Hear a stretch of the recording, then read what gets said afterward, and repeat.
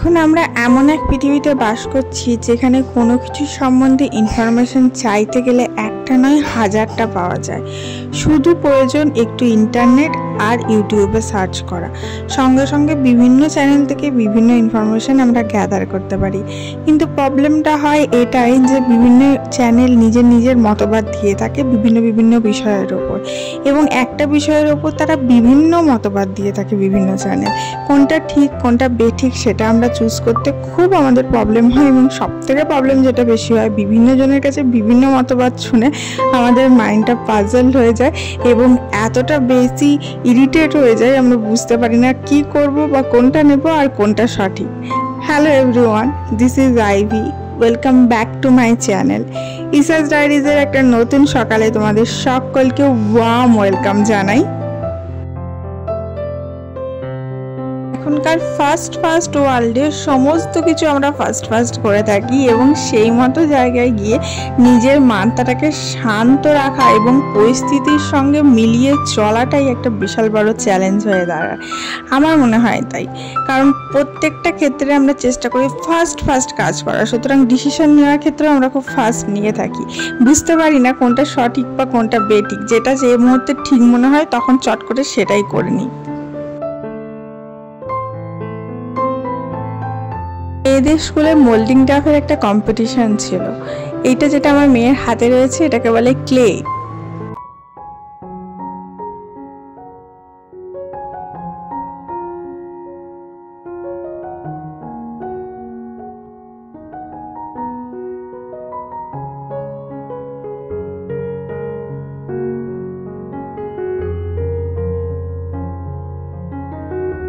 এই ক্লেটাকে মোল্ডিং টাপ বলছে, এটারই কম্পিটিশন ছিল। এই ক্লেটা হচ্ছে আমরা আগেকার দিনে আমাদের হতো যে অরিজিনাল আমরা মাটি কিনে আনতাম যেখান থেকে মূর্তি তৈরি হতো, এবং সেই মাটি দিয়ে আমরা বিভিন্ন রকম মূর্তি তৈরি করে সেটা স্কুলে গিয়ে রিপ্রেজেন্ট করতাম। যেমন মনে আছে, মালা তৈরি করতাম, মূর্তি তৈরি করতাম, ফুলদানি তৈরি করতাম। এখন সেটা মডার্ন জামানায় হয়ে গেছে ক্লে। এখন আর ওই অরিজিনাল মাটির দরকার নেই, এটা হচ্ছে ফলস মাটি। এটা দিয়ে পুরো অরিজিনাল মাটির মতনই তুমি মোল্ড মানে জিনিস তৈরি করতে পারবে, যে কোনো মডেল তৈরি করতে পারবে। তো সেটারই কম্পিটিশান ছিল, ওটাই করছিল। তো ওটাই নিয়ে এসেছিলো, বানিয়ে একটা গোলাপ বানিয়ে নিয়ে এসেছিলো। তো সেটাই আমি মাথায় লাগাচ্ছিলাম। তো এটা বিভিন্ন ধরনের কিনতে পাওয়া যায় দোকান থেকে বিভিন্ন রেঞ্জে। ও যেটা ইউজ করছে এটা হচ্ছে সুপার ক্লে। যাই হোক, এখানে আমি তোমাদেরকে দুটো আমার নতুন জামা আছে সেটা দেখাচ্ছিলাম।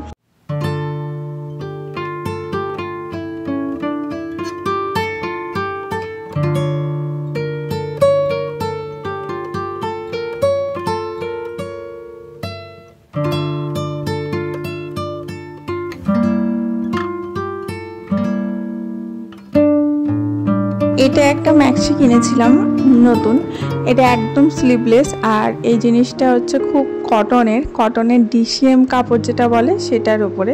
কালারটা ভীষণ ইউনিক লেগেছিলো তাই কিনেছিলাম। এই কালারের আমার আগে ছিল না।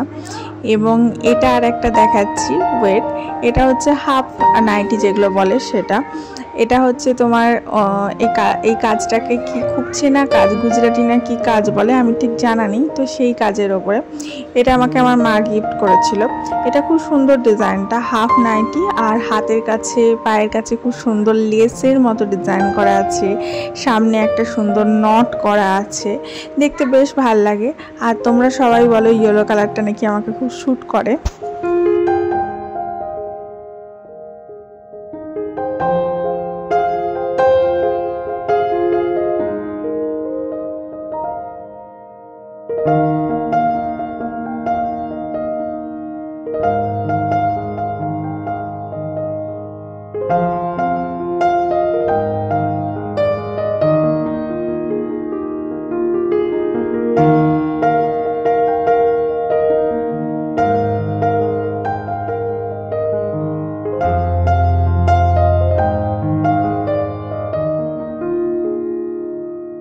আসলে আমার অভ্যেস হচ্ছে জিনিস বাছিয়ে রাখা, যখন যেটার প্রয়োজন তখনই সেটা ইউজ করি। প্রয়োজন ছাড়া কোনো জিনিস বেশি ইউজ করাটা আমার ঠিক পছন্দের মধ্যে পড়ে না। আজকে তোমাদের দেখাচ্ছি, তার কারণ হচ্ছে এরকম আরও অনেক আছে আমার কাছে নতুন ভরা। আমি নতুন জিনিস সবসময় ফ্রিকুয়েন্টলি ইউজ করি না, যখন যেটা আছে সেটা চলছে, সেটা চলুক, সেটা যতক্ষণ না নষ্ট হচ্ছে ততক্ষণ পর্যন্ত নতুনটা বার করি না। আসলে আমাকে একজন কমেন্ট করেছিল, প্রতিদিন একই জামা পরে থাকো, তোমার কি আর কোনো নতুন জামা নেই? নতুন জামা কেন থাকবে না? নতুন জামা থাকলেই কি আমাকে ফ্রিকোয়েন্টলি সেটা চেঞ্জ করে করে পরতে হবে? আমি কি সিনেমা আর্টিস্ট? আমার কি অত আছে অফুরন্ত? যতটুকু যা আছে সেটাই তো বাঁচিয়ে বাঁচিয়ে আমাকে সারা বছর চলতে হবে। সেই জায়গায় এখনো পৌঁছায়নি যে অফুরন্ত দিন দৈনন্দিন নতুন নতুন জিনিস কিনতে পারবো। তার মধ্যেই যা আছে তাই দিয়েই চালাবার চেষ্টা করি, সেটার মধ্যে থেকেই খুশি থাকার চেষ্টা করি।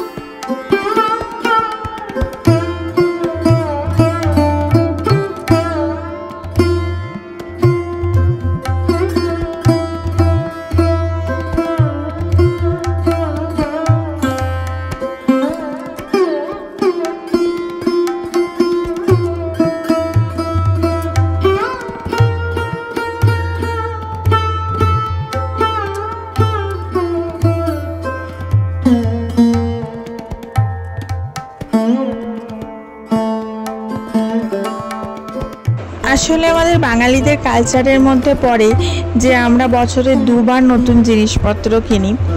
একটা হচ্ছে পয়লা বৈশাখে, মানে বাঙালি নতুন বছর যখন শুরু হয় তখন আমরা সাধারণত ঘরে পড়া জিনিসগুলো কিনি। আর নেক্সট হচ্ছে দুর্গা পুজোর সময়, যেটা বাঙালির সব থেকে বড় পুজো। সেই সময় আমরা বাইরে পড়া নতুন নতুন ভালো ভালো জামা কাপড় কিনি। তো আমরা এই দুটো সময়ই নতুন নতুন জিনিস পরার চেষ্টা করি। যখন পুজো প্রথম শুরু হয়, মা দুর্গার প্রথম আগমনী পুজো শুরু হয়, তখন আমরা নতুন জামা কাপড় পরি, সে ঘরে হোক কি বাইরে। আর প্রথম বাঙালি নববর্ষের সময় আমরা নতুন জামা কাপড় পরি। তো বাকি সময়টা আমরা ন্যাচারালি যেগুলো থাকে সেগুলোই পরবার চেষ্টা করি। এটাই আমাদের কালচারের মধ্যে পড়ে।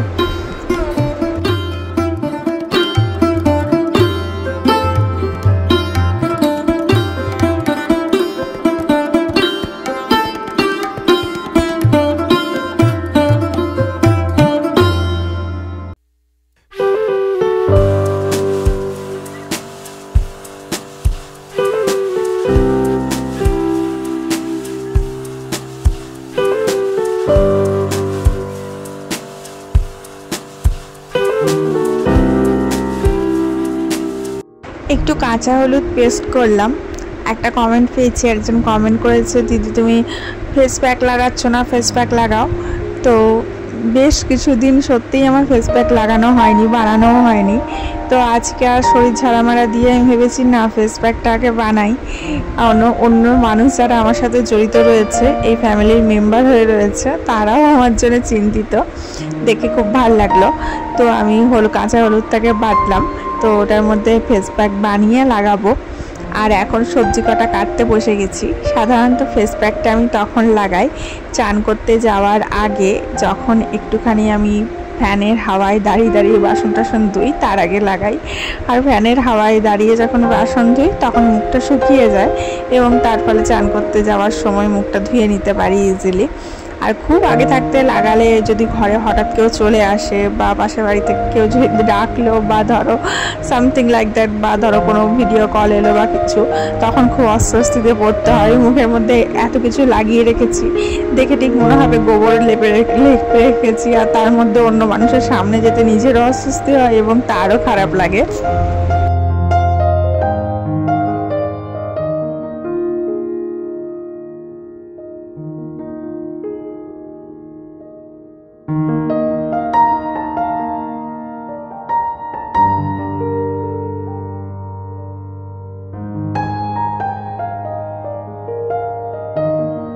যারা যারা ভিডিওটা এখনো পর্যন্ত দেখছো তাদের সকলের প্রতি অনুরোধ রইল যে ভিডিওটাতে একটা লাইক অবশ্যই করো। আশা করছি ভিডিওটা ভালো লাগছে বলেই দেখতে দেখতে এই পর্যন্ত চলে এসছো। এবং তোমাদের কাছে আর একটা রিকোয়েস্ট রইল, আবদার বলতে পারো, যে বন্ধু বান্ধবের সাথে একটু শেয়ার করে দিও। আর যারা যারা এখনো পর্যন্ত সাবস্ক্রাইব করোনি আমার ফ্যামিলির মেম্বার হয়ে ওঠো, নিচে লাল কালারের সাবস্ক্রাইব বাটনটা ক্লিক করে দিয়ে আমরা প্রতিদিন সকালটা একসাথে সুন্দরভাবে একদম এনার্জি নিয়ে স্টার্ট করব।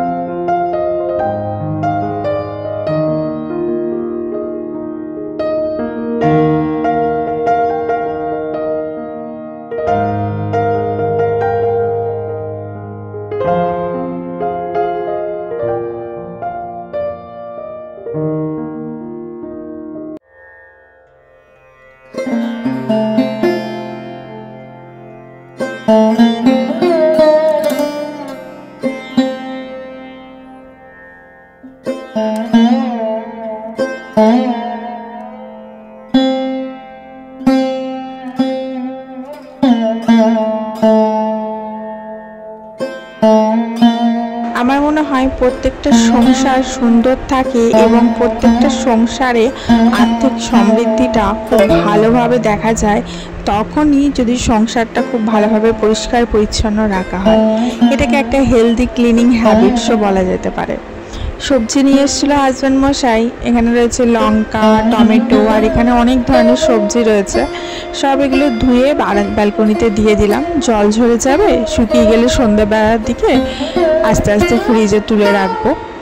তো এই সমস্ত ক্লিনিং করতে করতে, যেটা হেলদি ক্লিনিং হ্যাবিট, প্রতিদিন বেশিসে ঘর ঝাঁট দেওয়া, মোছা। অনেক সময় দেখা যায় যে আমরা একটু কুড়েমির কারণে প্রতিদিন যে বেশি সে ঘরটাকে ঝাঁট দিই না, হয়তো উপরে উপরে মুছে দিলাম, বা কোনো দিন দেখা গেল ঘরে হয়তো একা রয়েছি, তখন ঘরটা সেরকম ময়লাই হয়নি, তো ঘরটা মুছলামই না।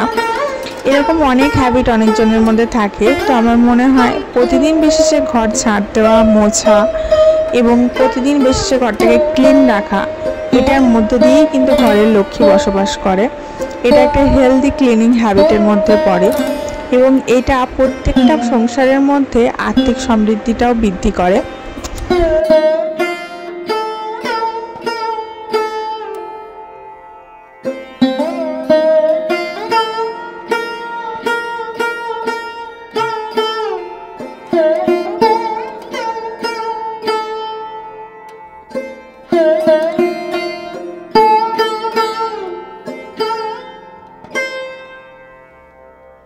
যখনই আমি দেখি জল বয়ে যাচ্ছে, সঙ্গে সঙ্গে জলটাকে অন্য বাস্কেটে ট্রান্সফার করে দিই অথবা কলটাকে বন্ধ করে দিই। কারণ জল বয়ে যাওয়ার সাথে সাথে ঘরের আর্থিকটাও নাকি বয়ে যায়, অর্থটাও নাকি জলের মতো বয়ে যায়, এরকম একটা কথাই শুনেছিলাম। তো এরকম ছোটো ছোটো হ্যাবিটগুলো আমি চেষ্টা করি মেনটেন করার, যেগুলো মা ঠাকুমার কাছ থেকে শিখে এসেছি। এগুলো ভবিষ্যতে আমাদের সংসারকে ভালো রাখতে এবং সংসারে অর্থ ভাবটাকে আরও বেশি বাড়াতে কিন্তু খুব সাহায্য করে, এটা আমি দেখেছি।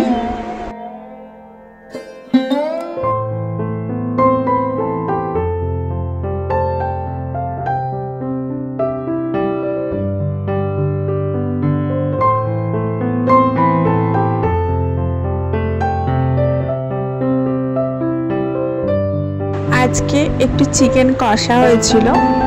চিকেনটা একদমই কষা রান্না করেছিল হাজব্যান্ড যে, এবং তার সাথে একটু করেছিলাম ডাল। যেহেতু চিকেনটা খুব কষা হয়েছিল তাই একটু নিরামিষ ডাল করেছিলাম ফোড়ন দিয়ে, আর রাইস ছিল, আর ছিল দই। এই ছিল আমাদের আজকের সিম্পল মেনু। আর দইটা আমরা প্রতিদিনই আমাদের লাঞ্চের মেনুতে রাখার চেষ্টা করি। দইটা হজমে সাহায্য করে, তোমার স্কিন, হেয়ার এগুলো ভালো রাখতে সাহায্য করে, স্কিনের গ্লসটা আনতে সাহায্য করে। এবং দই খাওয়া, টক দই, মিষ্টি দই নয়, টক দই খাওয়া যে কত ভালো এটা আমরা প্রসেনজিৎকে দেখলে দেখতেই পারি। শুধু টক দই আর শসা খেয়ে কিন্তু এন্টায়ার লাইফটা কাটিয়ে দিল এবং এখনও সে চিরসবুজ। সন্ধ্যার দিকে একটা কেক এনেছিল হাজব্যান্ড মশাই, আর সঙ্গে ছিল একটা গিফট। নিয়ে যাচ্ছি আমি আমার শ্বশুর শাশুড়ির ঘর। আজকে ছিল আমার শ্বশুর মশাইয়ের বার্থডে। একটা সময়ের পর আমাদের গুরুজন যারা থাকে তারা যত বয়স হতে থাকে তারাও সেই ছোট বাচ্চায় পরিণত হয়। আমার শ্বশুর শাশুড়ির ফ্ল্যাটটা খুব একটা দূরে নয়, এই পাশাপাশিই বলতে পারো, আমাদের ফ্ল্যাট থেকে একটুখানি। তো সেখানে গিয়ে একটু অ্যারেঞ্জ করলাম যে বার্থডেটা কেক টেক কাটুক। এই জিনিসটা আমার বাবা মায়ের মধ্যে অত এক্সাইটমেন্ট কাজ করে না দেখেছি, তারা অত কেক টেক কাটা ওরকম পছন্দ করে না। তারা পুরো বাঙালিয়ানা জিনিসটাকে বহন করতে ভালোবাসে, যেমন তোমার 5 রকম ভাজাভুজি, পায়েস করা, প্রদীপ দিয়ে খেতে দেওয়া, এই সমস্ত কিছু। কিন্তু আমার শ্বশুরমশাই একটু বাচ্চা বাচ্চা গোছের, যেমন বললাম যত বড় হয় তত আমাদের গুরুজনেরা একটু বাচ্চা হয়ে যায়, মানে একটা সময়ের পর বুড়ো বয়স থেকে সে বাচ্চার মতো আভাব চলে আসে। তো সে খুব এক্সাইটেড এই সমস্ত জিনিসে, তার খুব পছন্দের মধ্যে পড়ে। তো আমার শাশুড়ি আবার অত সব পছন্দ করে না, শাশুড়ি সে কিছুতেই বসবে না, শ্বশুরমশাই ডেকে জোর করে বসালো। 64th বার্থডে ছিল আমার শ্বশুরমশাই, তো আমরা সবাই মিলে কেক কেটে সেলিব্রেট করলাম।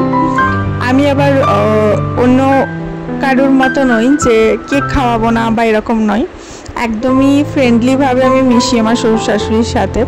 ইভেন কেক কাটার পর আমি ক্রিম নিয়ে আমার শ্বশুরমশাইয়ের গালেতেও লাগিয়ে দিয়েছি এবং এটাই বললাম যে চির সবুজ থাকো, কারণ আমার শ্বশুরমশাইয়ের এনার্জি লেভেল খুব হাই, স্পোর্টসম্যান ছিলেন, তো তার জন্যে তিনি খুবই কর্মঠ বলতে পারো। তো এই যে তার জন্য একটা ছোট্ট গিফট নিয়ে এসেছিলাম, তার জুতোটা দেখলাম ছিঁড়ে গেছে, তো আমি অনলাইন থেকে একটা খুব সুন্দর জুতো অর্ডার করেছিলাম। জুতোটা একটু অন্যরকম, দেখো এটা কিন্তু ইয়াং জেনারেশন বা বুড়ো যে কোনো কেউ পরতে পারবে, আর জুতোটা খুলে যাবে না আর কি, লক করা সিস্টেম আর কি, খুব সুন্দর। তো যাই হোক, আজকে ছোট ব্লগটা এই পর্যন্তই, দেখা হচ্ছে কালকে। ভালো থেকো সবাই।